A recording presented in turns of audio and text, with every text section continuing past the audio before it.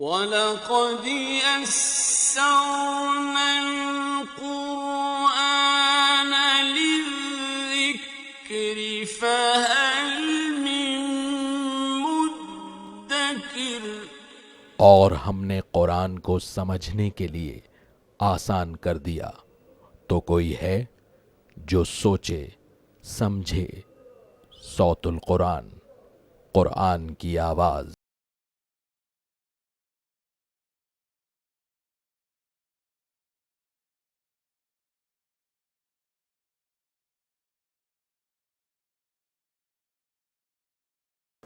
نحمده ونصلي على رسوله الكريم اما بعد فاعوذ بالله من الشيطان الرجيم بسم الله الرحمن الرحيم وإن طائفتان من المؤمنين اقتتلوا فأصلحوا بينهما فإن بغت إحداهما على الأخرى فقاتلوا التي تبغي حتى تفيء إلى أمر الله فإن فاءت فأصلحوا بينهما بالعدل وأقسطوا إن الله يحب المقسطين صدق الله العظيم۔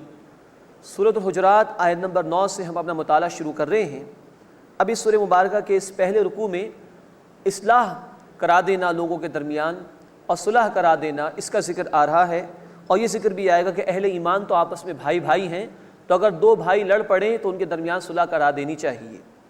وَإِن طَائِفَتَانِ مِنَ الْمُؤْمِنِينَ اقْتَتَلُوا، اور اگر اہل ایمان میں سے دو گروہ آپس میں لڑ پڑیں، فَأَصْلِحُوا بَيْنَهُمَا، تو ان کے درمیان صلح کرا دو۔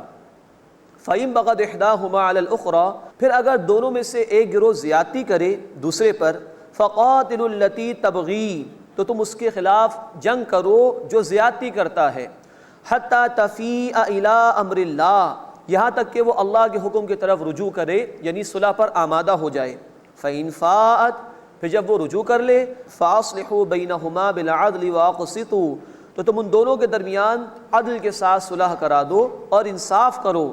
ان اللہ یحب المقسطین، بے شک اللہ تعالیٰ انصاف کرنے والوں کو پسند فرماتا ہے۔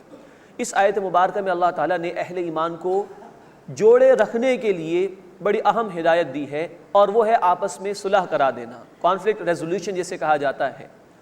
اسلام یہ نہیں چاہتا کہ لوگ لڑتے رہیں اور باقی لوگ جو ہے وہ تماشائی بن کر دیکھتے رہیں، بلکہ اسلام یہ چاہتا ہے کہ اہل ایمان اول تو کوشش کریں کبھی جھگڑا پیدا ہی نہ ہو، لیکن انسان ہے، ایسا ہو سکتا ہے، تو اگر ایسی کیفیت پیدا ہو جائے دو گروہ لڑ پڑیں تو ان کو صلح پر آمادہ کرنے کی کوشش کی جائے۔ یہاں قرآن نے کہا کہ اگر اہل ایمان میں سے دو گروہ لڑ پڑیں، گویا اگر وہ لڑ بھی رہے ہیں تب بھی قرآن انہیں ایمان والا کہہ رہا ہے۔ آج ہم اپنے معاشرے میں دیکھتے ہیں کہ ذرا ذرا سے معمولی اختلافات کی بنیاد پر ایک مسلمان دوسرے مسلمان پر کفر کا فتویٰ لگا دیتا ہے، اور یہاں اللہ تعالیٰ کہہ رہے ہیں اگر لڑ بھی پڑے تو مومن ہی ہیں، ان دونوں کے درمیان صلح کرا دو۔ اور یہ صلح اتنی اہم شے ہے کہ اگر اس کے لیے ایک گروہ کے خلاف جنگ بھی کرنی پڑے تو اہل ایمان اس زیادتی کرنے والے گروہ کے خلاف جنگ کریں گے، اور یہ جنگ اس لیے ہے کہ اس کو آمادہ کیا جائے صلح کے لیے۔ صلح پسندیدہ ہے، صلح اہم ہے، اس پر لانے کے لیے، اس کانفلکٹ کو ریزالو کرنے کے لیے جنگ بھی کرنی پڑ جائے تو کی جائے گی اس گروہ کے خلاف جو زیادتی کر رہا ہے اور وہ مسئلے کو سلجھانے کی کوشش نہیں کر رہا۔ پھر فرمایا کہ جب وہ باز آ جائے، سوشل بائیکاٹ اس کا کیا یا اس پر کوئی دباؤ ڈالا یا جنگ ہی کی نوبت آ گئی، اب اگر وہ باز آ جائے تو صلح کراؤ، لیکن عدل اور انصاف کے ساتھ۔ ایسا نہ ہو کہ کسی کی بے جا طرفداری ہو جائے یا زیادتی ہو جائے، کیونکہ اس نے تو جھگڑنے کا ارادہ کیا تھا، یہ تو مان ہی نہیں رہا تھا فلاں گروہ، تو اس کے ساتھ کوئی بے جا زیادتی نہ ہو جائے، ایسا نہ کرو۔ اب صلح کراؤ عدل اور انصاف کے ساتھ، بے شک اللہ تعالیٰ انصاف کرنے والوں کو پسند فرماتا ہے۔ انما المؤمنون اخوۃ، بے شک اہل ایمان تو بھائی بھائی ہیں۔ فاصلحوا بین اخویکم، تو اپنے دو بھائیوں کے درمیان صلح کرا دیا کرو۔ واتقوا اللہ، اور اللہ کا تقوی اختیار کرو۔ لعلکم ترحمون، تاکہ تم پر رحم کیا جائے۔ یہ ہے ایمان والوں کو اللہ تعالیٰ نے بھائی قرار دیا ہے۔ آج قرآن کی آیت قرآن میں تو موجود ہے، لیکن ہمارے ماحول میں، ہمارے معاشروں میں اس کا اظہار ہمیں دکھائی نہیں دیتا۔ اللہ کے رسول صلی اللہ علیہ وسلم نے تو فرمایا، بخاری شریف اور مسلم شریف کی حدیث ہے، تمام اہل ایمان آپس میں ایک عمارت کی مانند ہے، ہر مسلمان دوسرے مسلمان کے ساتھ مل کر اس عمارت کی دیوار کو مضبوط کرتا ہے۔ لیکن آج یہ حدیثیں بھی کتابوں میں لکھی ہوئی ہیں، امت آج اس کا مظاہرہ پیش نہیں کرتی۔ اللہ کے رسول صلی اللہ علیہ وسلم نے فرمایا، مسلم شریف کی روایت ہے، تمام مسلمان ایک جسم واحد کی مانند ہیں، اگر ایک جسم کے ایک عضو میں تکلیف ہوتی ہے تو پورا جسم اس تکلیف کو محسوس کرتا ہے۔ تو اگر کسی مسلمان کو تکلیف پہنچے، بقیہ مسلمانوں کو اس تکلیف کو اپنی تکلیف سمجھنا چاہیے۔ یہ ہدایات تو ہیں قرآن اور احادیث کی۔ آج ہمیں جائزہ لینا چاہیے کہ ہم کتنا دور ہیں ان ہدایات سے۔ اللہ ہمیں ایمان کی بنیاد پر جمع ہونے کی توفیق عطا فرمائے اور ایک دوسرے کے ساتھ ہمدردی، ایثار، حسن سلوک کے جذبات اختیار کرنے کی توفیق عطا فرمائے۔ انما المؤمنون اخوۃ، بے شک اہل ایمان آپس میں بھائی بھائی ہیں۔ فاصلحوا بین اخویکم، تو بس اپنے دو بھائیوں کے درمیان صلح کرا دیا کرو۔ واتقوا اللہ، اور اللہ کا تقوی اختیار کرو، اس کی نافرمانی سے بچو۔ لعلکم ترحمون، تاکہ تم پر رحم کیا جائے۔ اس کے بعد اس سورہ مبارکہ کا دوسرا اور آخری رکوع شروع ہو رہا ہے۔ اس میں اللہ تعالیٰ نے اہل ایمان کے لیے بڑی اہم ہدایات عطا فرمائی ہیں۔ چند برائیوں کا ذکر کیا گیا ہے کہ جس کی وجہ سے انتشار پیدا ہوتا ہے معاشرے میں اور اہل ایمان کا اتحاد پارا پارا ہو جاتا ہے۔ پھر بتایا گیا ہے کہ ایک عالمی ریاست کے قیام کے لیے ایک یونیورسل پرنسپل ہے جو اللہ تعالیٰ نے ہمیں عطا فرمایا انسانیت کے اتحاد کے لیے، اور پھر اللہ تعالیٰ نے اسلام اور ایمان کا فرق اس مقام پر اس رکوع میں بیان فرمایا ہے۔ یا ایھا الذین آمنوا، اے وہ لوگوں جو ایمان لائے ہو، لا یسخر قوم من قوم، مرد مردوں کا مذاق نہ اڑائیں، عسیٰ ان یکونوا خیرا منہم، ممکن ہے کہ وہ ان سے بہتر ہوں، یعنی جو مذاق اڑا رہے ہیں ان کے مقابلے میں وہ کہ جن کا مذاق اڑایا جا رہا ہے وہ بہتر ہوں۔ اس آیت مبارکہ میں اللہ تعالیٰ نے ان تین برائیوں کا ذکر کیا ہے جو لوگ ایک دوسرے کی موجودگی میں کرتے ہیں، کسی محفل میں، کسی گیدرنگ کے موقع پر۔ اس میں سے پہلی برائی کا ذکر آ رہا ہے مذاق کے حوالے سے۔ ولا نساء من نساء، اور نہ عورتیں عورتوں کا مذاق اڑائیں، عسیٰ ان یکن خیرا منہن، ممکن ہے کہ وہ ان سے بہتر ہوں۔ یہ پہلی برائی کا ذکر ہے جو کہ بہت عام ہے ہمارے معاشرے میں، لیکن یہ وہ برائی ہے کہ اگر کسی نے کسی کا مذاق اڑایا اور اس کے متعلق اس شخص نے کہ جس کا مذاق اڑایا گیا کوئی بات دل میں بٹھا لی مذاق اڑانے والے کے خلاف، تو پھر یہی چنگاری ہے جو آگے چل کر بھڑکتی ہے اور برسوں کی رشتہ داریاں اور دوستیاں ختم ہو جاتی ہیں۔ یہاں اللہ تعالیٰ نے مردوں کا ذکر الگ کیا کہ مرد مردوں کا مذاق نہ اڑائیں اور عورتیں عورتوں کا مذاق نہ اڑائیں۔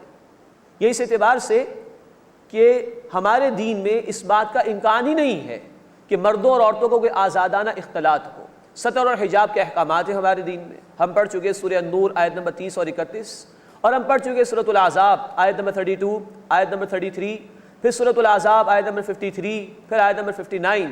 یہ تفصیل آ چکی ہے کہ ہمارے دین میں پردے کے احکامات موجود ہیں، تو اس کا امکان ہی نہیں ہے کہ عورتیں اور مرد آزادانہ طور پر کہیں بیٹھے ہوں۔ تو مردوں کا ذکر علیحدہ کیا گیا اور عورتوں کا ذکر علیحدہ کیا گیا۔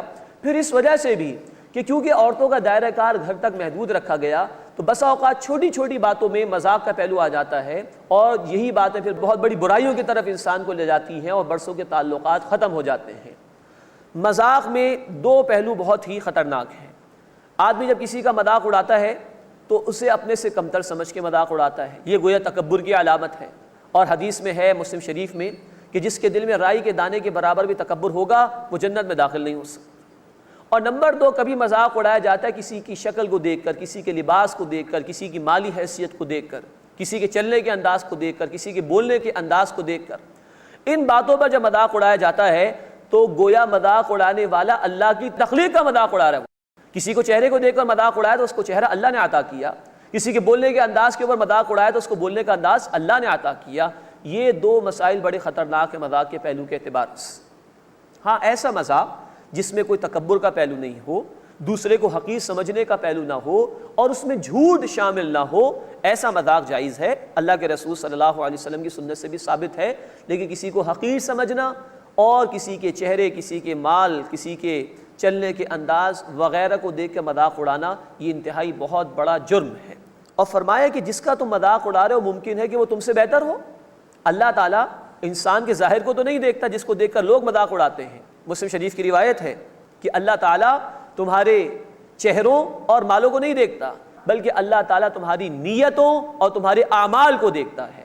تو جس کا مذاق اڑایا جا رہا ہے، نہ جانے وہ اللہ کے نزدیک کتنا مقرب ہو، کتنا معزز ہو، اپنے تقوی کی بنیاد پر، وہ تقوی کے جو دل میں ہوا کرتا ہے، تو فرمایا کہ ممکن ہے کہ جن کا مذاق اڑایا جا رہا ہے وہ مذاق اڑانے والوں سے زیادہ بہتر ہو۔ اب دوسری برائی کا ذکر ہے، وَلَا تَلْمِزُوا أَنفُسَكُمْ، اور اپنے آپ کو عیب نہ لگاؤ۔ اس آیت کے اس حصے کا ترجمہ تو یہی ہوگا۔ حالانکہ عیب انسان کسی دوسرے کو لگاتا ہے، کسی کی کمزوری دیکھی، کسی میں کوئی کمی محسوس کی، اس بنیاد پر تانا دے دیا، عیب لگا دیا۔ لیکن قرآن نے کہا کہ اپنے آپ کو عیب نہ لگاؤ۔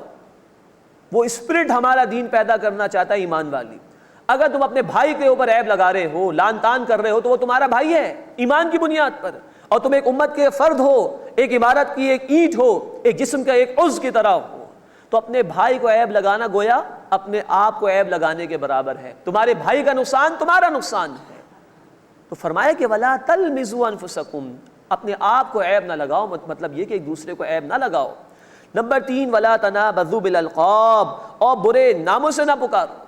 یہ بھی بہت بڑی بیماری اور برائی ہے معاشرے کے اندر کہ کسی کو کہہ دیا، اس کے اندر کوئی معذوری دیکھی تو اس معذوری کا نام لے کے اس کو پکارنا شروع کر دیا، اور طرح طرح کے نام لوگ اختیار کر لیتے ہیں۔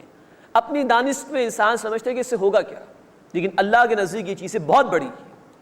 اور اس بات کو تو اللہ نے کہا بئس الاسم الفسوق بعد الایمان، ایمان کے بعد برا نام گناہ ہے۔ ایک مومن اس کو خود کو ایمان جب مل جاتا ہے تو وہ دوسروں کے لیے امن و سلامتی کا ذریعہ بنتا ہے۔ مومن ہو کر تم کسی کا برا نام رکھو، سوال ہی پیدا نہیں ہوتا اس کا۔ تو ایمان لے آنے کے بعد برا نام رکھنا انتہائی گناہ کی بات ہے۔ یہ اتنا بڑا ایشو اللہ کی نگاہوں میں۔ کہا جاتا ہے نا کہ جو تلوار کے زخم ہیں وہ تو بھر جاتے ہیں، لیکن زبان کے زخم کبھی بھرتے نہیں ہیں۔ یہ اس کی طرف قرآن اشارہ کر رہا ہے۔ تو مذاق، لعن طعن کرنا، عیب جوئی کرنا اور کسی کو برے ناموں سے پکارنا، اس سے اس آیت مبارکہ میں منع کیا گیا۔ وَمَن لَّمْ يَتُبْ فَأُولَٰئِكَ هُمُ الظَّالِمُونَ، اور جو باز نہ آئے تو یہی وہ لوگ ہیں جو ظالم ہیں۔ اللہ تعالیٰ ان تمام برائیوں سے ہمیں بچنے کا اہتمام کرنے کی توفیق عطا فرمائے۔ اب اگلی آیت میں پھر 3 برائیوں کا ذکر ہے، لیکن یہ وہ برائیاں ہیں کہ جو عام طور پر کسی کی غیر موجودگی میں اس کے پیٹھ پیچھے کی جاتی ہیں، لیکن اس کی وجہ سے بھی دل کے اندر میل پیدا ہو جاتا ہے کسی دوسرے بھائی کے متعلق، اور پھر یہی میل ہے جو انسان کو تفرقات کی طرف، اختلافات کی طرف اور لڑائی جھگڑے کی طرف لے جاتا ہے۔ یا ایھا الذین آمنوا، اے وہ لوگوں جو ایمان لائے ہو، اجتنبوا کثیرا من الظن، بہت زیادہ گمان کرنے سے بچو، ان بعد الظن اثم، بے شک بعض گمان گناہ ہوتے ہیں۔ یعنی یہ نہیں کہا گیا کہ گمان بالکل نہ کرو۔ ایک گمان مومن کا وہ ہے جو اللہ کے متعلق ہونا چاہیے، بلکہ وہ تو یقین کی حد تک ہونا چاہیے، وہ ہے اللہ کی رحمت کی امید رکھنا، یہ فرض ہے ہمارے ذمہ۔ ایک گمان وہ ہے کہ جو حرام ہے ہمارے لیے، اللہ کی رحمت سے مایوس ہو جانا، یہ کفر ہے، حرام ہے ہمارے دین میں۔ ایک گمان وہ ہے کہ جو ہم آپس میں ایک دوسرے کے متعلق کیا کرتے ہیں، اس کے متعلق کہا جا رہا ہے بہت زیادہ گمان نہ کرو۔ بعض گمان جو کہ بدگمانیاں ہوتی ہیں وہ گناہ ہوتے ہیں۔ مثال کے طور پر ایک شخص مسجد سے باہر آ رہا تھا، وہ جوتیوں کے ریک کے پاس گیا، اس سے پہلے ایک اور شخص پہنچ گیا، اس شخص نے ریک میں ہاتھ ڈال کے اس شخص کی جوتی اٹھا لی، اور فوراً دل میں خیال آ گیا کہ یہ تو چور ہے۔ 2 ہی سیکنڈ ہوئے، اس نے وہ جوتی آپ کی واپس رکھی اور اپنی جوتی اٹھا لی، معلوم ہوا غلطی سے اس نے اٹھا لی تھی۔ اب اس طرح انسان تصورات قائم کر لیتا ہے کسی کے متعلق، وہ یہ شیطان کی طرف سے چوک ہے، وہ چاہتا ہے کہ انتشار پیدا ہو اہل ایمان کے اندر۔ تو کہا جا رہا ہے کہ یہ بدگمانی کرنے سے بچو، یہ بدگمانیاں گناہ ہو جاتی ہیں۔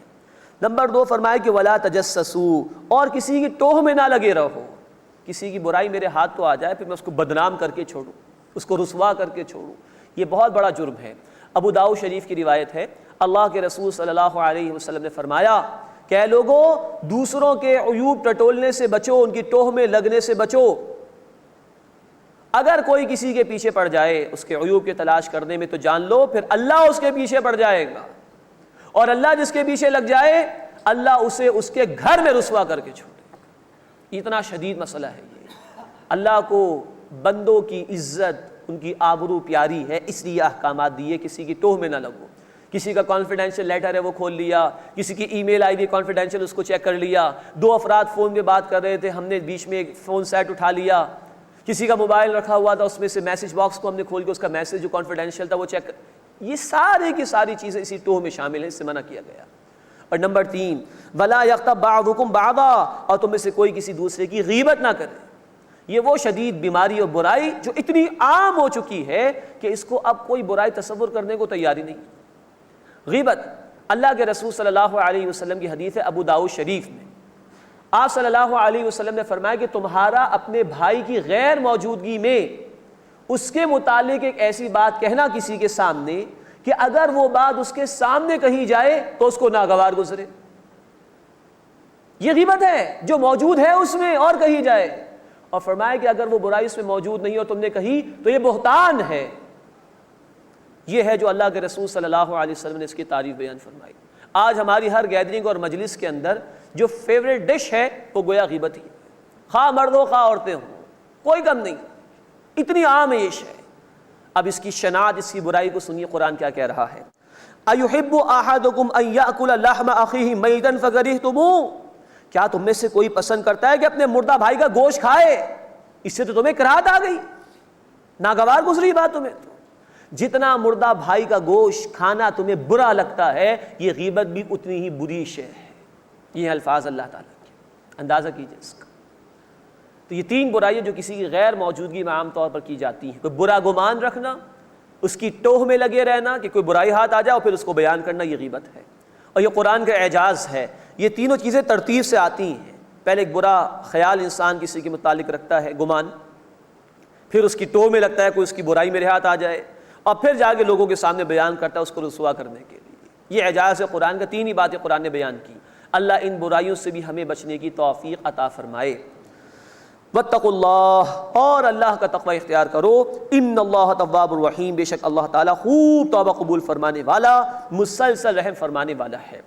اس کے بعد قرآن حکیم کی یہ آیت جو آ رہی ہے, آیت نمبر 13 سورہ مبارکہ کی, وہ ایک اصول عطا کرتی ہے یونیورسل بردرہڈ کے لیے. اگر ایک گلوبل گورنمنٹ کو قائم کرنا ہے, ایک عالمی ریاست کو قائم کرنا ہے, تو اس کے لیے دو بنیادیں قرآن نے اس مقام پر عطا کی. یا ایھا الناس, اے لوگوں, انا خلقناکم من ذکر و انثی, بے شک ہم نے تمہیں پیدا کیا ایک مرد اور ایک عورت سے. وجعلناکم شعوبا وقبائل لتعارفوا, اور ہم نے تمہارے خاندان اور قبیلے بنا دیے تاکہ باہم ایک دوسرے کا تعارف حاصل کر سکو. ان اکرمکم عند اللہ اتقاکم, اللہ کی نگاہوں میں تم میں سے سب سے بڑھ کر عزت والا وہ ہے جو سب سے بڑھ کر اللہ کا تقوی اختیار کرنے والا ہو. ان اللہ علیم خبیر, بے شک اللہ تعالیٰ خوب علم رکھنے والا, خوب خبر رکھنے والا ہے. تمام انسانیت کا خالق ایک اللہ, تمام انسانیت کے والدین اول وہ ایک, آدم و حوا علیہم السلام. یہ وہ دو بنیادیں ہیں جو تمام انسانوں میں مشترک ہیں, ورنہ نسل کی بنیاد پر, رنگ کی بنیاد پر, زبان کی بنیاد پر, کسی خاص قوم کی بنیاد پر, کسی خاص علاقے کی بنیاد پر پوری انسانیت کو جمع ہی نہیں کیا جا سکتا. پوری انسانیت کو جمع کرنے کے لیے دو بیسس قرآن نے عطا کی, سب کا خالق ایک اللہ اور سب کے والدین ایک, آدم و حوا علیہم السلام. مزید فرمایا کہ کوئی کنبے بنا دیے, قبیلے بنا دیے, اس لیے نہیں کہ کوئی ایک دوسرے پر برتری جتانا شروع کر دے کہ ہم تو فلاں خاندان کے اور یہ فلاں خاندان کے, قطعاً نہیں. یہ تعارف کے لیے ہے. مزاج معلوم ہو جاتے ہیں, لوگوں کا بیک گراؤنڈ معلوم ہو جاتا ہے, ان کے ایٹیٹیوڈز کے متعلق ایک اندازہ ہو جاتا ہے. جب یہ معلوم ہو جائے کہ فلاں قبیلے سے, فلاں خاندان سے. یہ تقسیم صرف تعارف کے لیے ہے. سارے لوگ ایک ہی زبان بولتے, سب کی ایک ہی شکلیں ہو جاتی, سب کا مزاج ایک ہی ہو جاتا, تو دنیا میں رنگینی نہ رہتی. تو یہ تعارف کے لیے اللہ تعالیٰ نے تقسیم کیا خاندانوں اور قبیلوں میں. ہاں, اللہ کے ہاں کسی قبیلے میں ہونے کی بنیاد پر کوئی مقام نہیں, کسی خاندان میں ہونے کی بنیاد پر مقام نہیں. ان اکرمکم عند اللہ اتقاکم, اللہ کی نگاہوں میں تم میں سے سب سے بڑھ کر عزت والا وہ ہے جو سب سے بڑھ کر اللہ کا تقوی اختیار کرنے والا ہو, اللہ کی نافرمانی سے بچنے والا ہو. مال و دولت کا معیار انسانوں کا ہے, اللہ کا معیار مال و دولت نہیں, تقوی ہے. تقوی ہے تو بندے کی اللہ کی نگاہوں میں قدر و قیمت ہے, اور تقوی نہیں تو بندے کی اللہ کی نگاہوں میں کوئی قدر و قیمت نہیں. ان اللہ علیم خبیر, بے شک اللہ تعالیٰ خوب علم رکھنے والا, خوب خبر رکھنے والا ہے. اس کے بعد دو آیات میں اللہ تعالیٰ نے اسلام اور ایمان کا کنٹراسٹ اس مقام پر بیان کیا ہے. ویسے تو یہ دونوں الفاظ ایک دوسرے کے مترادف کے طور پر, سینونیمز کے طور پر آتے ہی ہیں. جو مسلم ہے وہ مومن بھی ہے, جو مومن ہے وہ مسلم بھی ہے. لیکن یہ واحد مقام ہے قرآن میں جہاں اللہ تعالیٰ نے کنٹراسٹ پیش کیا ہے, اور وہ یہ ہے کہ ایک ہے دین کو قبول کرنا, ایمان کو ماننا زبان سے قبول کرنے کے نتیجے میں, اقرار باللسان جسے کہا جاتا ہے, اور ایک ہے دل کی گہرائیوں سے ایمان لے کر آنا جس کو تصدیق بالقلب کہا جاتا ہے. ان دونوں میں فرق ہے. زبان سے قبول کر لینے سے ایک شخص مسلمان ہو جائے گا, اس کو مسلمانوں کے برابر کے حقوق مل جائیں گے, لیکن ممکن ہے کہ وہ بے عمل بھی ہو. بہت سے مسلمان ہیں جو اسلام کا دعویٰ بھی کرتے لیکن بے نمازی بھی ہیں. لیکن جب دل میں ایمان ہوگا تو عمل میں لازماً تبدیلی پیدا ہوگی, اور یہ دل والا ایمان وہ ہے جس کی بنیاد پر آخرت میں فیصلے ہوں گے۔ دنیا کے معاملات طے ہوں گے اقرار کی بنیاد پر۔ کوئی شخص آج آ کے ڈکلیئر کر دے اشہد ان لا الہ الا اللہ واشہد ان محمدا عبدہ ورسولہ، ہمیں اسے مسلمان ماننا ہوگا۔ لیکن آخرت کے فیصلے ہوں گے دل میں موجود ایمان کی بنیاد پر۔ دنیا میں ہم دل میں موجود ایمان کا جائزہ نہیں لے سکتے، ہمارے پاس کوئی ایسا آلہ نہیں۔ اللہ سینوں کے رازوں سے بھی واقف ہے، وہ فیصلہ فرمائے گا قیامت کے دن کس کے دل میں ایمان تھا یا نہیں تھا۔ یہی وجہ ہے کہ منافقین کو دنیا میں مسلمان مانا گیا، وہ کلمہ پڑھتے تھے، نمازیں بھی ادا کرتے تھے، لیکن آخرت میں ان کے لیے کوئی اجر و ثواب نہیں، وہ جہنم کے نچلے ترین گڑھے میں ہوں گے۔ یہ اللہ کا فرمان ہے سورۃ النساء آیت نمبر 145 میں، اسی کے دل سے انہوں نے قبول نہیں کیا تھا۔ تو وہ ایمان جو دنیا میں کام آئے گا وہ زبان سے اقرار والا ہے، مسلمانوں والے حقوق مل جائیں گے، لیکن وہ ایمان کہ جس کی بنیاد پر آخرت میں فیصلے ہوں گے وہ دل کی گہرائی والا ایمان ہے۔ یہ دو باتوں کا موازنہ ہے جو اس مقام پر اللہ تعالیٰ نے دو آیات میں پیش کیا۔ قالت الاعراب آمنا، دیہاتی کہتے ہیں کہ ہم ایمان لے آئے۔ ایک قبیلہ آیا تھا بنو تمیم، وہ آگے کہنے لگا کہ ہم تو ایمان لے آئے ہیں، نئے نئے مسلمان ہوئے تھے۔ قل لم تؤمنوا، اے نبی صلی اللہ علیہ وسلم فرما دیجئے تم ایمان نہیں لائے ہو۔ اب دیکھیے ان کے ایمان کی نفی، ولیکن قولوا اسلمنا، بلکہ کہو ہم تو اسلام لے کر آئے ہیں۔ یہاں اللہ نے کنٹراسٹ بتا دیا، ایمان الگ ہے، اسلام الگ ہے، اقرار الگ ہے، تصدیق الگ ہے۔ ولما يدخل الایمان فی قلوبکم، اور ایمان تو ابھی تمہارے دلوں میں داخل تک نہیں ہوا۔ معلوم ہوا کہ وہ اصل ایمان، حقیقی ایمان جو مطلوب ہے اس کا تعلق دل سے ماننے سے ہے۔ وَلَمَّا يَدْخُلِ الْإِيمَانُ فِي قُلُوبِكُمْ، اور ابھی تو ایمان تمہارے دلوں میں داخل نہیں ہوا۔ لیکن آگے اللہ کی رحمت کا بیان، وَإِن تُطِيعُوا اللَّهَ وَرَسُولَهُ، اور اگر تم اللہ تعالیٰ اور اس کے رسول صلی اللہ علیہ وسلم کی اطاعت کرو، لَا يَلِدْكُم مِّنْ أَعْمَالِكُمْ شَيْئًا، تو اللہ تمہارے اعمال میں سے کچھ بھی کم نہیں کرے گا۔ إِنَّ اللَّهَ غَفُورٌ رَحِيمٌ، بے شک اللہ بہت بخشنے والا، مسلسل رحم فرمانے والا ہے۔ اب یہ جو لوگ آئے تھے ابھی حقیقی ایمان تو نہیں آیا ان کے پاس، لیکن مفسرین نے فرمایا کہ یہ منافق بھی نہیں تھے۔ منافق وہ ہوتا ہے کہ جس کے دل میں کچھ ہو، زبان پر کچھ ہو۔ یہ نئے نئے لوگ تھے، تو ان کو یہ بشارت دی گئی کہ ابھی اس حال میں بھی کہ جسٹ تم نے کلمہ پڑھا ہے، اسلام قبول کیا ہے، اگر ابھی بھی نیک اعمال کرتے رہو تو اللہ تعالیٰ اعمال میں کچھ کمی نہیں کرے گا، بلکہ اللہ اس کا بھی اجر و ثواب عطا فرمائے گا۔ اس کو بھی نوٹ فرمائیے کہ اعمال کرنے سے بھی ایمان میں اضافہ ہوتا ہے، ریورس دونوں کا ایک ریلیشن ہے۔ اعمال کرنے سے بھی ایمان بڑھتا ہے، تو ان کو تو یہ بشارت دے دی گئی کہ اگر اعمال کرتے رہو گے تو اللہ تمہارے اعمال میں کچھ کمی نہیں کرے گا، اس کا ثواب اللہ عطا فرمائے گا۔ ان اللہ غفور الرحیم، بے شک اللہ تعالیٰ بہت بخشنے والا، مسلسل رحم فرمانے والا ہے۔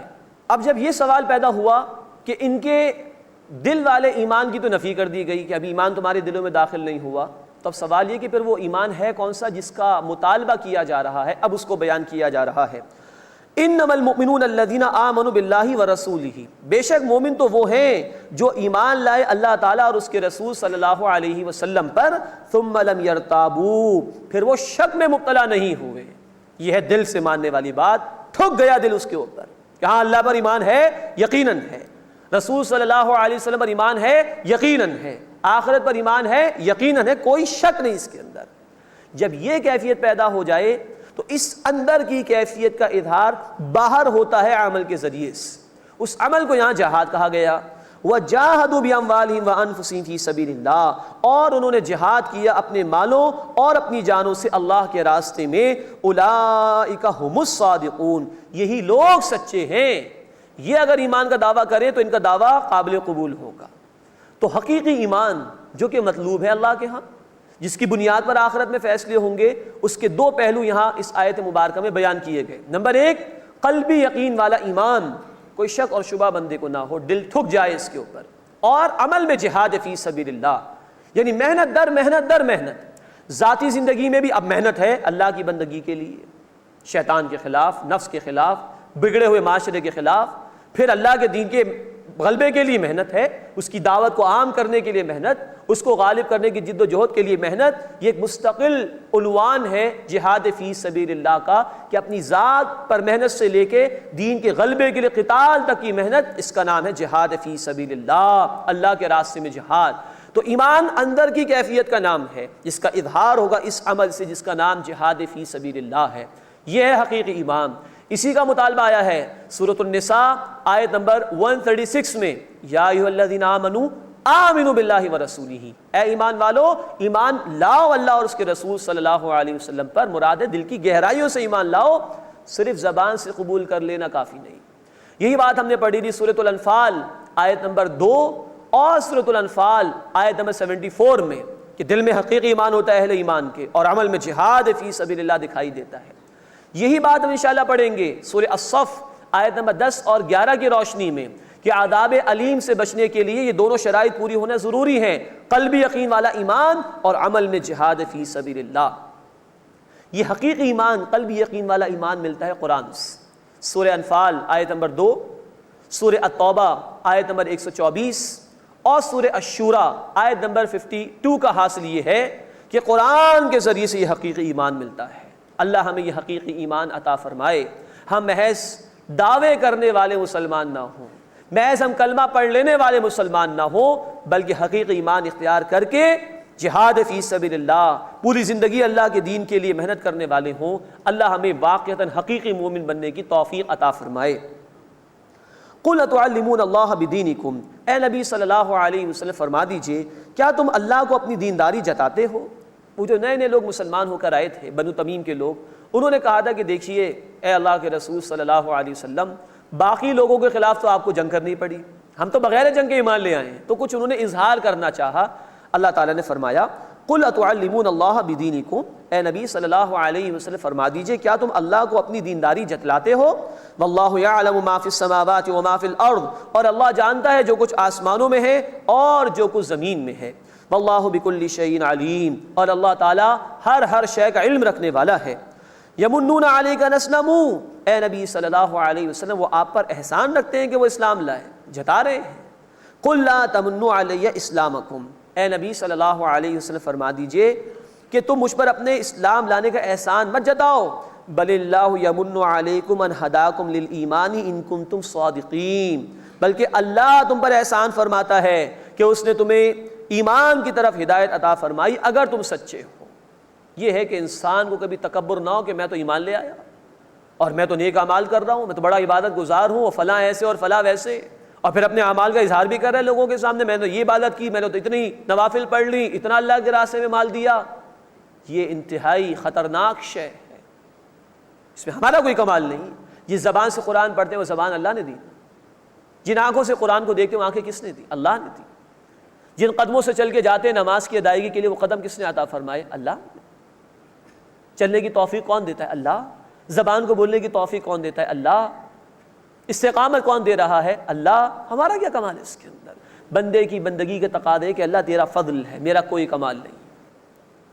بل اللہ یمن علیکم ان ہداکم للایمان، بلکہ اللہ تم پر احسان فرماتا ہے کہ اس نے تمہیں ایمان کی طرف ہدایت عطا فرمائی، ان کنتم صادقین، اگر تم سچے ہو۔ ان اللہ یعلم غیب السماوات والارض، بے شک اللہ جانتا ہے آسمانوں اور زمین کی پوشیدہ باتیں، واللہ بصیر بما تعملون، اور اللہ وہ سب کچھ دیکھنے والا ہے جو کچھ تم کرتے ہو۔ بسم اللہ الرحمن الرحیم، قاف والقرآن المجید۔ اب قرآن حکیم کی آخری منزل کا آغاز ہو رہا ہے سورہ قاف سے، اور سورۃ الناس تک یہ منزل جا کر مکمل ہوتی ہے، اور یہیں سے قرآن حکیم کے جو مکی اور مدنی گروپس بعض اہل علم نے ترتیب دیے کہ جس میں ہر گروپ میں ایک مکی یا مدنی سورہ شامل ہوتی ہے، اس کے بھی چھٹے گروپ کا آغاز ہو رہا ہے۔ سورہ قاف سے لے کے انشاءاللہ سورۃ الواقعہ تک ہم دیکھیں گے 7 مکی صورتیں آ رہی ہیں، اور پھر اس کے بعد سورۃ الحدید سے لے کے سورۃ التحریم تک 10 مدنی صورتیں انشاءاللہ ہم پڑھیں گے۔ آخری منزل جو قرآن حکیم کی ہے، اس میں جو بنیادی موضوع ہے وہ فکر آخرت ہے، بار بار قیامت کا ذکر، وہاں کی پیشی کا ذکر، جنت کا ذکر، جہنم کا ذکر، اللہ کی رحمتیں اور اللہ کا عذاب، وہاں لوگوں کی کیفیات، ان باتوں کو بار بار بیان کیا ہے، جس کی ایک حکمت یہ معلوم ہوتی ہے کہ جو شخص قرآن حکیم کو اول سے پڑھتا ہوا آ رہا ہو، جس کے سامنے اللہ کے احکامات بھی آئے، بار بار آئے، تفصیلی احکامات آئے، پہلے شروع میں 4 مدنی صورتیں، سورہ البقرہ، سورۃ آل عمران، سورۃ النساء، سورۃ المائدہ، پھر کچھ احکامات ہم نے پڑھے سورہ بنی اسرائیل رکوع نمبر 3 اور 4 میں، پھر سورۃ النور میں احکامات، پھر سورۃ الاحزاب میں احکامات، ان صورتوں میں کئی احکامات آئے ہیں۔ تو تو جو آدمی احکامات پڑھتا ہوا آ رہا ہو، اب اس کو موٹیویٹ کیا جائے کہ ان پر عمل بھی کرنا ہے، تو اس کو جنت کی بشارات بھی سنائی جا رہی ہیں تاکہ اس میں جذبہ پیدا ہو نیکی کرنے کا، اور جہنم کا خوف بھی دلایا جا رہا ہے تاکہ وہ نافرمانی سے بچنے کی کوشش کرے۔ تو یہ حکمت معلوم ہوتی ہے آخری منزل میں کثرت سے آخرت کے موضوع کو بیان کرنے کی، کہ اب موٹیویشن بندے کے اندر پیدا ہو عمل کرنے کے اعتبار سے، نیکی کے لیے وہ آمادہ ہو اور بدی سے بچنے کی کوشش کرے۔ سورہ قاف اللہ کے رسول صلی اللہ علیہ وسلم کی پسندیدہ صورتوں میں سے ایک صورت ہے۔ آپ عید کی نمازوں میں اس کی تلاوت فرماتے تھے، جمعے کے دن بھی تلاوت فرماتے تھے، اور فجر کی نماز میں بھی آپ صلی اللہ علیہ وسلم اس کی تلاوت کا اہتمام فرماتے تھے۔ اس کے پہلے رکوع میں انشاءاللہ ہم دیکھیں گے کہ اللہ تعالیٰ کی صفت قدرت کا بیان ہے، اور اسی طرح اللہ تعالیٰ دوبارہ زندگی عطا فرمائیں گے، اس کے حوالے سے گفتگو بھی آئے گی، اور گزشتہ نافرمانوں کا اللہ تعالیٰ نے ذکر کیا ہے۔ قاف یہ حروف مقطعات میں سے ایک حرف ہے، اصل معنی اس کے اللہ کے علم میں ہے۔ والقرآن المجید، اور قرآن مجید کی قسم، یہ قسم کھائی جا رہی ہے اس بات پر کہ نبی صلی اللہ علیہ وسلم اللہ کے رسول ہیں۔ بل عجیبوا ان جاءہم منذر منہم، بلکہ انہوں نے تعجب کیا کہ ان کے پاس ایک خبردار کرنے والا انہی میں سے آیا۔ تعجب یہ کہ ایک انسان کو اللہ نے رسول بنا دیا۔ فقال الکافرون ھذا شیء عجیب، بس کفر کرنے والوں نے کہا کہ یہ تو بڑی عجیب بات ہے۔ اذا متنا وکنا ترابا، کہ جب ہم مر جائیں گے اور مٹی مٹی ہو جائیں گے، ذالک رجع بعید، یہ لوٹنا تو بہت دور کی بات ہے۔ یہ منکرین آخرت کا بیان ہو رہا ہے کہ کیسے ممکن ہے کہ دوبارہ زندگی ہمیں دے دی جائے۔ اب اللہ تعالیٰ اپنی شان بیان کر رہے ہیں۔ قد علمنا ما تنقص الارض منہم، یقیناً ہم جانتے ہیں جو کچھ زمین کم کرتی ہے ان میں سے، یہ دفنا دیے گئے ہیں زمین میں، تو ان کا جو ایک ایک ذرہ ذرہ کم ہو رہا ہے وہ اللہ کے علم میں ہے۔ وعندنا کتاب حفیظ، اور ہمارے پاس ایک محفوظ کتاب ہے، ہر شے ان کے اعمال کے حوالے سے اس میں طے شدہ لکھی ہوئی ہے۔ بل کذبوا بالحق لما جاءہم فہم فی امر مریج، بلکہ انہوں نے حق کو جھٹلایا جبکہ وہ ان کے پاس آ گیا، بس وہ الجھی ہوئی بات میں پڑے ہوئے ہیں، شکوک میں گرفتار ہیں۔ اب اللہ کی مزید قدرتوں کا بیان۔ افلم ينظروا الى السماء فوقهم كيف بنيناها وزيناها وما لها من فروج، کیا وہ اپنے اوپر آسمان کی طرف نہیں دیکھتے، کیسے ہم نے اس کو بنایا اور اس کو کیسے آراستہ کیا مراد ستاروں سے، اور اس میں کوئی شگاف تک نہیں ہے، کوئی رخنا کہیں نہیں ہے۔ والارض مددناها والقینا فیها رواسیا وانبتنا فیها من کل زوج بہیج، اور ہم نے زمین کو پھیلایا اور اس میں پہاڑ جمائے اور اس میں ہر قسم کی خوشنما چیزیں اگا دیں، کیا یہ دیکھتے نہیں اس کو؟ تبصرۃ وذکریٰ لکل عبد منیب، ہر رجوع کرنے والے بندے کے لیے بصیرت ہے اور نصیحت ہے۔ ان پر غور و فکر کر کے اہل ایمان تو مان لیتے ہیں کہ جو اللہ یہ سب کچھ کرنے پر قادر ہے وہ دوبارہ زندگی عطا فرمانے پر بھی قادر ہے۔ وَنَزَّلْنَا مِنَ السَّمَاءِ مَاءً مُبَارَكًا، اور ہم نے آسمان سے برکت والا پانی اتارا یعنی بارش۔ فَأَنبَتْنَا بِهِ جَنَّاتٍ وَحَبَّ الْحَصِيدِ، پھر ہم نے اس سے باغات اگائے اور وہ اناج بھی کہ جو کاٹا جاتا ہے۔ وَالنَّخْلَ بَاسِقَاتٍ لَهَا طَلْعٌ نَضِيدٌ، اور بلند و بالا کھجور کے درخت جن کے تہ بتہ خوشے ہیں، ایک ایک خوشے میں 50 کلو کھجور اللہ پیدا کر دیتا ہے، اور ایک ایک درخت پر نہ جانے کتنے خوشے ہوتے ہیں۔ ذرا غور کرو اللہ کی قدرت کے اوپر، اللہ کی نشانیوں پر۔ رزقا للعباد، رزق ہے بندوں کے لیے۔ وَأَحْيَيْنَا بِهِ بَلْدَةً مَيْتًا، اور ہم نے اس سے یعنی بارش سے مردہ زمین کو زندہ کیا۔ كَذَلِكَ الْخُرُوجِ، اسی طرح نکلنا ہوگا، جیسے مردہ زمین اللہ اس کو زندہ فرما دیتا ہے، تم مر جاؤ گے تمہیں بھی اللہ ہی زندگی عطا فرمائے گا۔ اب گزشتہ نافرمانوں کا تذکرہ۔ کذبت قبلہم قوم نوح واصحاب الرس وثمود، ان سے قبل جھٹلایا نوح علیہ السلام کی قوم نے اور اہل رس، یہ مراد ہے کنویں والے، لیکن ان کے اصل حالات تفصیل سے معلوم نہیں تاریخ میں۔ وثمود، اور قوم ثمود نے بھی جھٹلایا۔ وعاد وفرعون واخوان لوط، اور عاد اور فرعون اور لوط علیہ السلام کے بھائیوں نے یعنی ان کی قوم نے بھی جھٹلایا۔ واصحاب الایکہ وقوم تبع، اور ایکا کے رہنے والے یعنی قوم شعیب اور قوم تبع نے بھی جھٹلایا، یہ یمن میں قوم گزری ہے۔ کل کذب الرسل فحق وعید، ان سب نے رسولوں کو جھٹلایا بس عذاب کا وعدہ ثابت ہو گیا، وہ برباد کر دیے گئے۔ افعینا بالخلق الاول، تو کیا ہم پہلی مرتبہ پیدا کرنے سے تھک گئے ہیں؟ نہیں، بل ہم فی لفظ من خلق جدید، بلکہ وہ دوبارہ تخلیق کے بارے میں شک میں پڑے ہوئے ہیں۔ اس کے بعد اس سورہ مبارکہ کا دوسرا رکوع ہے، اس میں اللہ کی صفت علم کا بیان ہے کہ اللہ بندوں کے اعمال سے واقف ہے اور روز قیامت جو بندوں سے پوچھ گچھ ہوگی اس کا ذکر بھی اللہ تعالیٰ نے فرمایا ہے۔ وَلَقَدْ خَلَقْنَا الْإِنسَانَ وَنَعْلَمُ مَا تُوَسْوِسُ بِهِ نَفْسُهُ، اور یقیناً ہم نے انسان کو پیدا کیا اور ہم جانتے ہیں جو وسوسے گزرتے ہیں اس کے نفس میں۔ وَنَحْنُ أَقْرَبُ إِلَيْهِ مِنْ حَبْلِ الْوَرِيدِ، اور ہم تو انسان کی شہرک سے بھی زیادہ اس کے قریب ہیں۔ یہ ہے اللہ کی قربت کا معاملہ۔ تو بچ کے کہاں جائے گا انسان؟ ایک ایک عمل، ایک ایک قول جو بندے کا ہے وہ اللہ کے علم میں ہے۔ تو اللہ بندے کی شہرک سے بھی اس کے زیادہ قریب ہے۔ گویا جتنا ہم اپنے آپ سے قریب نہیں ہیں، اللہ ہم سے اس سے کہیں گنا زیادہ ہم سے قریب ہے۔ ہماری ایک ایک بات، ہمارے ایک ایک عمل سے وہ واقف ہے۔ اذ يتلقى المتلقيان عن اليمين وعن الشمال قعيد، اور جب دو لینے والے، مراد لکھنے والے، لے لیتے ہیں ایک دائیں سے اور ایک بائیں سے بیٹھا ہوا، یہ اشارہ ہے کرامن کاتبین کی طرف، جنہیں اللہ تعالیٰ نے مقرر فرمایا ہمارے اعمال کی ریکارڈنگ کے لیے۔ ما يلفظ من قول الا لديه رقیب عتید، کوئی بات انسان نہیں نکالتا مراد زبان سے مگر اس کے پاس ایک چوکس نگہبان تیار ہوتا ہے، ہر قول اس کا ریکارڈ کیا جاتا ہے۔ وجاءت سکرۃ الموت بالحق، اور موت کی سختی آ گئی حق کے ساتھ۔ ذالک ما کنت منہ تحید، بے شک یہ ہے جس سے تو گریز کرتا تھا۔ یہ موت کی سختی بہت ہی سخت شے ہے۔ حضرت ابوبکر صدیق رضی اللہ تعالیٰ عنہ فرماتے ہیں جب اللہ کے رسول صلی اللہ علیہ وسلم کی موت کا وقت آیا تو آپ پڑھ رہے تھے لا الہ الا اللہ ان للموت سکرات ان للموت سکرات، اللہ کے سوا کوئی معبود نہیں، بے شک موت کی سختی ہے، بے شک موت کی سختی ہے۔ آپ دعا بھی کرتے تھے اللہم انی اعوذ بک من سکرات الموت، اے اللہ میں تیری پناہ میں آنا چاہتا ہوں موت کی سختی سے۔ یہ ہے بڑا سخت مرحلہ انسان کے لیے، اللہ ہمارے لیے آسان فرمائے۔ ذالک ما کنت منہ تحید، یہ ہے وہ جس سے تو گریز کرتا تھا۔ ونفخ فی الصور، اور سور پھونکا جائے گا۔ ذالک یوم الوعید، یہ ہے وعید یعنی ڈراوے کا دن۔ وجاءت کل نفس معها سائق و شہید، اور ہر شخص حاضر ہوگا، اس کے ساتھ اسے ایک ہانکنے والا، چلانے والا ہوگا اور ایک گواہی دینے والا ہوگا، دو دو فرشتے ہوں گے۔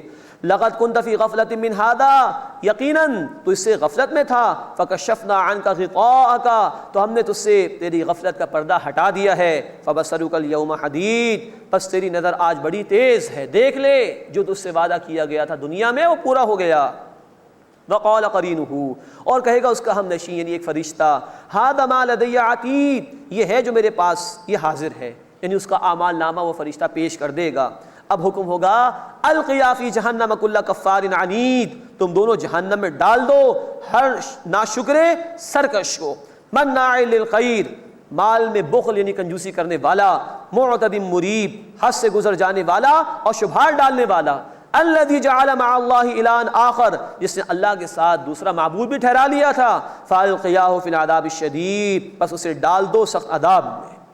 اللہم اجرنا من النار، اے اللہ ہمیں آگ کے عذاب سے محفوظ فرما۔ قال قرینہ، اس کا ہم نشین یعنی شیطان کہے گا، یہ قرین کا لفظ آیا ہے سورہ الزخرف آیت 36 میں کہ جو رحمان کے ذکر سے ہٹ جاتا ہے اس پر ایک شیطان مقرر کر دیا جاتا ہے جو اس کا قرین یعنی ساتھی بن جاتا ہے۔ اب شیطان کی بات ہو رہی۔ قال قرینہ، اس کا ہم نشین یعنی شیطان کہے گا ربنا ما اطغیتہ، اے ہمارے رب میں نے اسے سرکش نہیں بنایا تھا، میں نے اس کو نہیں ورگلایا تھا، ولیکن کان فی ضلال بعید، بلکہ وہ دور کی گمراہی میں تھا۔ شیطان بھی اس دن جو ہے وہ فرار اختیار کر لے گا بندے سے۔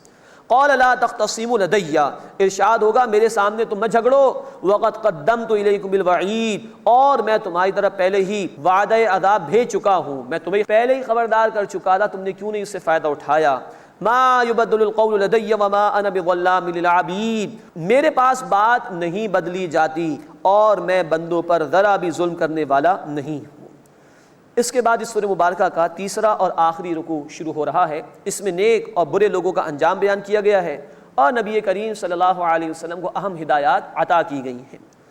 اب بڑی سخت آیت ایک آ رہی ہے قرآن حکیم میں سے، یوم نقول لجہنم هل امتلأت وتقول هل من مزید، جس دن ہم جہنم سے کہیں گے کیا تو بھر گئی، اور وہ کہے گی کیا کچھ اور مزید بھی ہے، اللہ بہت وسعت ہے میرے پاس، ڈال دیں ان نافرمانوں کو، ان مجرموں کو۔ یہ ہے وسعت جہنم کی۔ اللہ تعالی ہمیں جہنم کے عذاب سے محفوظ فرمائے۔ اللہ کے رسول صلی اللہ علیہ وسلم کی حدیث بخاری شریف میں جہنم پکارتی رہے گی یا اللہ اور کوئی ہے تو ڈال دے، اور کوئی ہے تو ڈال دے۔ پھر حدیث میں الفاظ ہے کہ اللہ اپنا پیر رکھ دے گا اس کے اوپر۔ اب یہ متشابہات میں سے کہ کیسے ہوگا، جب اللہ اپنا پیر اس پر رکھ دے گا جہنم پر تو وہ خاموش ہو جائے گی۔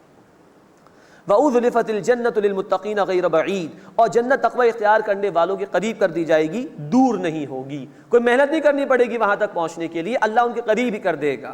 هَذَا مَا تُوعَدُونَ لِكُلِّ أَوَّابٍ حَفِيظٍ، یہ ہے وہ وعدہ جو تم سے کیا جاتا تھا ہر رجوع کرنے والے اور نگہداشت کرنے والے کے لیے، جو اپنے آپ کو بچاتا تھا گناہوں سے، حفاظت کرتا تھا اللہ کے احکامات کی۔ من خشی الرحمن بالغیب، جو رحمان سے بن دیکھے ڈرتا رہا، یہی تو سارا امتحان ہے کہ غیب میں رہتے ہوئے انسان اللہ کی اطاعت کرے۔ وجاء بقلب منیب، اور آیا وہ رجوع کرنے والے دل کے ساتھ۔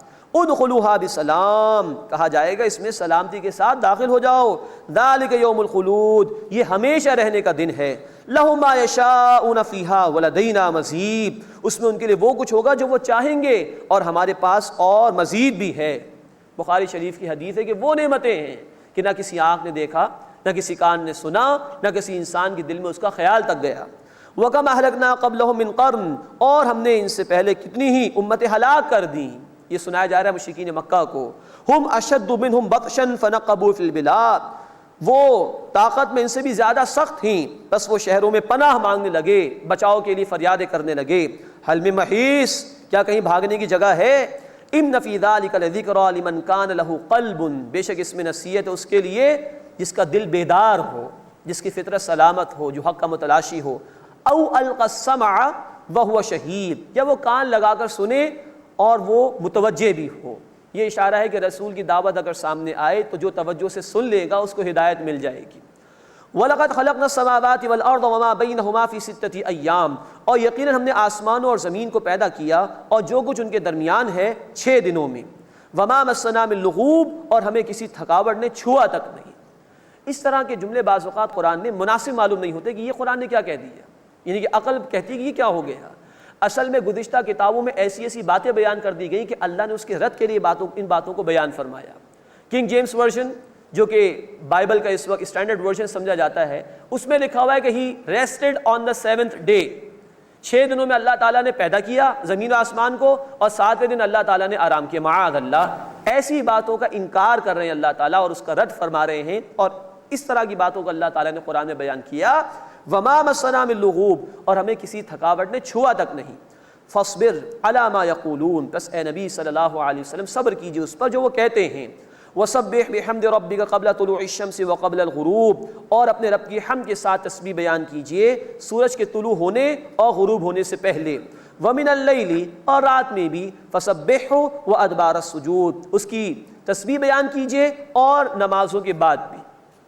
ابن کثیر رحمۃ اللہ علیہ کی رائے یہ ہے کہ ابتداءً فجر اور عصر کی نمازیں فرض کی گئی تھیں، اور قیام اللیل جو کہ فرض تھا رسول اکرم صلی اللہ علیہ وسلم پر، اس کی طرف اشارہ ہے۔ اور مزید کہا گیا کہ نمازوں کے بعد بھی ذکر کرنا چاہیے، جیسا کہ احادیث مبارکہ میں مختلف اذکار اور مختلف دعائیں ہمیں سکھائی گئی ہیں، تو نمازوں کے بعد بھی اللہ کے ذکر کا اہتمام کرنا چاہیے۔ تو ان حالات میں کہ جب مخالفتیں ہو رہی ہیں، اللہ کے رسول صلی اللہ علیہ وسلم کو اللہ سے تعلق قائم کرنے کا، اللہ کی تسبیح بیان کرنے کا حکم دیا جا رہا ہے۔ وَاسْتَمِعْ يَوْمَ يُنَادِ الْمُنَادِ مِن مَكَانٍ قَرِيبٍ، اور کان لگا کر سنو جس دن پکارنے والا قریب کی جگہ سے پکارے گا۔ اب یہ حشر کا بیان ہے۔ یوم یسمعون الصیحۃ بالحق، جس دن وہ زوردار آواز کو سنیں گے ٹھیک ٹھیک۔ ذالک یوم الخروج، یہ باہر نکلنے کا دن ہوگا۔ انا نحن نحیی ونمیت، بے شک ہم ہی زندگی دیتے ہیں اور ہم ہی موت دیتے ہیں۔ والینا المصیر، اور ہماری طرف لوٹ کر آنا ہے۔ یوم تشقق الارض عنہم سراعا، جس دن زمین ان سے شق ہو جائے گی اور وہ تیزی کے ساتھ دوڑتے ہوئے نکلیں گے۔ ذالک حشر علینا یسیر، یہ حشر، یہ جمع کیا جانا ہمارے لیے آسان ہے۔ نحن اعلم بما یقولون، اے نبی صلی اللہ علیہ وسلم جو کچھ وہ کہتے ہیں ہم خوب جانتے ہیں۔ وما انت علیہم بجبار، اور آپ ان پر جبر کرنے والے نہیں ہیں، کوئی زور آور نہیں، زبردستی نہ منوائیے۔ فذکر بالقرآن من یخاف وعید، بس آپ قرآن کے ذریعے سے تذکیر کیجئے، نصیحت کیجئے اسے جو میری وعید سے ڈرتا ہے، میرے عذاب سے ڈرتا ہے۔ قرآن کی یہ آیت بھی بتا رہی ہے کہ دعوت کا جو کام کرنا ہے اس کے لیے بیسک انسٹرومنٹ جو ہے اہل ایمان کے پاس وہ قرآن ہے۔ تذکیر کیجئے قرآن کے ذریعے سے۔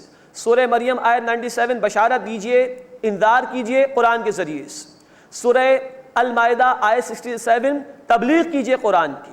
سورہ الفرقان آیت 52، اے نبی بڑا جہاد کیجئے مکے میں رہتے ہوئے قرآن کے ذریعے سے۔ تو قرآن سب سے بڑا بیسک انسٹرومنٹ ہے دعوت کا۔ اللہ ہمیں خود قرآن کو سمجھنے کی اور اسے انسانیت تک پہنچانے کی توفیق عطا فرمائے۔ وآخر دعوانا الحمد للہ رب العالمین۔